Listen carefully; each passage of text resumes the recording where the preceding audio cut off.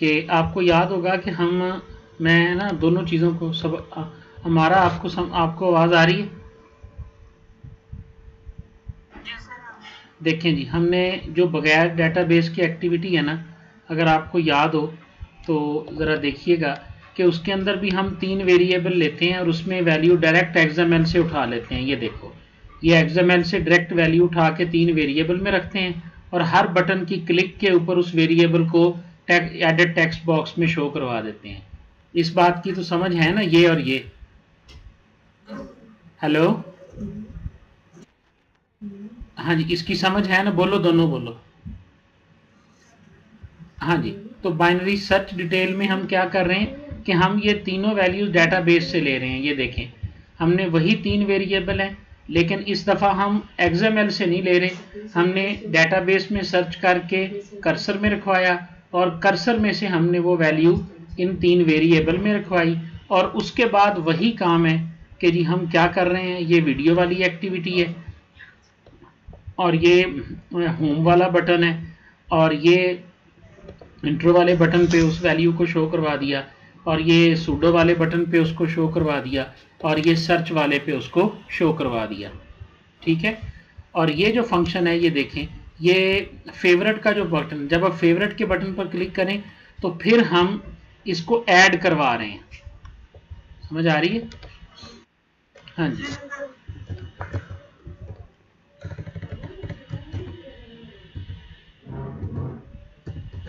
फिर हमने डीबी का इंसर्ट वाला कोड खोला है और इसको सर्च करो, इसके अंदर ऐड करवा दिया और उसके बाद हमने क्या देखा कि इफ़ एल्गो इंसर्टेड, ये बुलियन का वेरिएबल है, अगर ये सही इंसर्ट हो जाएगा तो इसमें ट्रू वैल्यू आ जाएगी।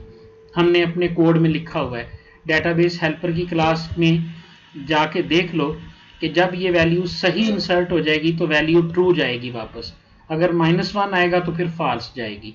हमने यहाँ पे चेक किया कि बुलियन एल्गो में अगर ट्रू वैल्यू आई है, ये देखो इफ़ ट्रू, तो फिर मैसेज शो कर दो कि एल्गो जो है वो फेवरेट में ऐड हो गया है, और ये ऐसा करता भी है। और ये हमारे जो बटन है, ये हमारा फेवरेट का बटन हो गया, ये वीडियो वाला बटन हो गया, ये होम वाला बटन हो गया, और ये इंट्रोडक्शन, ये सूडो, और ये हमारे पास कोड वाला हो गया जी। अब इसको देख लें जी, आप में को किस चीज़ की नहीं समझ आई वो आप मुझसे पूछ सकते हैं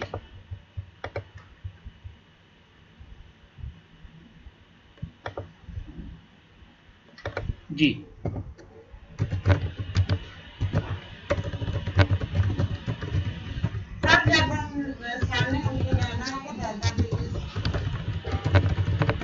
जी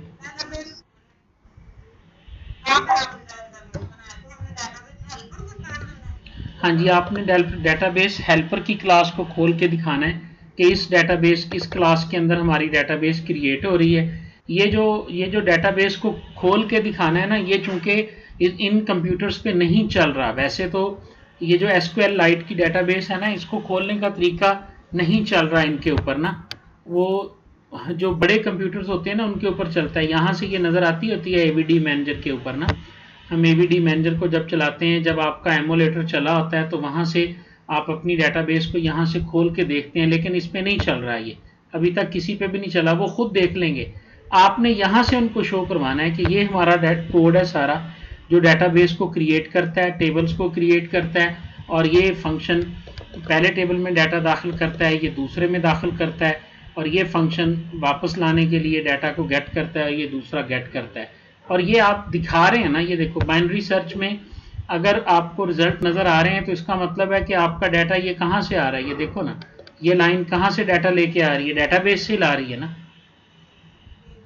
और ये डाटाबेस में से डाटा आपका शो होता है। अगर बाइनरी सर्च वहाँ पे शो हो रहा है तो इसका मतलब है कि डाटाबेस का डाटा है। तो मैंने आपको दोबारा भी ये चीज़ रिपीट करके बता दी कि हमारी जो डाटाबेस की क्लास है, जो इसमें हमने इम्प्लीमेंट किया है, वो हमारे 4 फंक्शंस हैं। यहाँ से हमने क्रिएट टेबल कर दिया जो एक ही दफ़ा होगा, डेटाबेस भी एक दफ़ा क्रिएट होगी। ये फंक्शन जब आप कॉल किया करेंगे डाटा गेट हो जाया करेगा। जब आप इंसर्ट भी हमारा एक दफ़ा ही होना है, ये भी याद रखना, क्योंकि टेबल्स का डाटा हमने XML के अंदर स्ट्रिंग की सूरत में रखा हुआ है और वहाँ से डाटा हम दाखिल कर रहे हैं किसके अंदर, अपनी डेटाबेस के अंदर। अच्छा, वो वाला फंक्शन जी।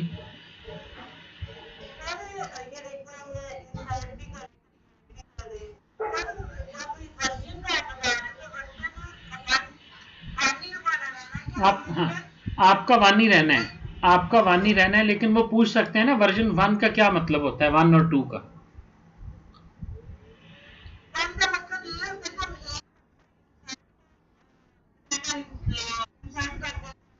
नहीं, नहीं नहीं नहीं नहीं, वर्जन 1 का मतलब ये है कि आपकी जो डेटाबेस है ना, ये इसमें पहली दफ़ा आपने क्रिएट की तो वो उसी तरह मौजूद है, उसमें कोई तब्दीली नहीं हुई। समझ आ रही है? 1 का मतलब ये है। ये देखो ना, मैंने 2 किया हुआ है यहाँ पे। मैंने 2 क्यों किया है कि मैंने पहली दफ़ा ये टेबल बनाया था, दूसरी दफ़ा ये टेबल बनाया था बाद में, इसलिए मैंने इसको 2 किया हुआ है। लेकिन आप दोनों की फाइल में ये 1 होगा कि एक ही वर्जन है इसका। 2 का वर्जन कब, वर्जन 2 सिर्फ उस वक्त होता है जब आप पहले से मौजूद डेटाबेस के स्ट्रक्चर में तब्दीली करते हैं। टेबल नया क्रिएट करना हो आपने या टेबल को डिलीट करना हो तो फिर आप वर्जन 2 करते हैं, अदरवाइज आपका ये वर्जन 1 ही रहता है। वर्जन 2 है आप वाले में, कोड भी ये होगा हमारा, मतलब आपका एक टेबल जो है वो ऑन क्रिएट में क्रिएट हुआ होगा और दूसरा टेबल ऑन अपग्रेड में क्रिएट हुआ होगा। ठीक है ना? तो ये क्लियर है, आप सर को बता सकती हैं कि मैंने पहले एक टेबल को क्रिएट करके इसकी इंप्लीमेंटेशन की। समझ आ रही है ना? फिर जब मैंने एक टेबल को इंप्लीमेंट कर लिया तो फिर मैंने दूसरा टेबल क्रिएट करना था, तो दूसरा टेबल मैंने, जाहिर है इसके वर्जन को 2 करके और अपग्रेड के में ही होना था, इसके अलावा कोई दूसरी ऑप्शन नहीं होती। ठीक है? उसके अलावा जो ऑप्शन होती है कि आपको अपना एमुलेटर पहले फॉर्मेट करना पड़ता है, फिर आप ये टेबल वहां पे क्रिएट कर सकते हैं, अदरवाइज आप नहीं क्रिएट कर सकते, आपको अपग्रेड में ही ये क्रिएट करना पड़ता है। हाँ जी, आप बताएं जी, इसके बारे में कोई भी क्वेश्चन है तो इसको आप पढ़ लें मजीद। सुबह का टाइम सेट कर ले 11 बजे का, 11 साढ़े 11 का। ठीक है? हाँ जी, सुबह 11। जी जी।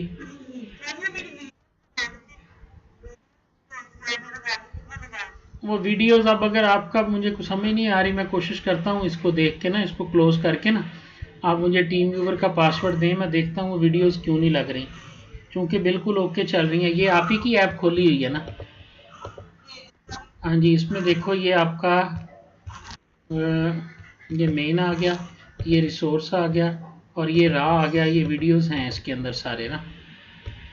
अब ये क्यों नहीं ओपन हो रहे, इसकी समझ नहीं आ रही, मैं देखता हूँ इसको दोबारा से, अगर ऐड करने पड़े ना तो फिर दोबारा से ऐड करते हैं इसको।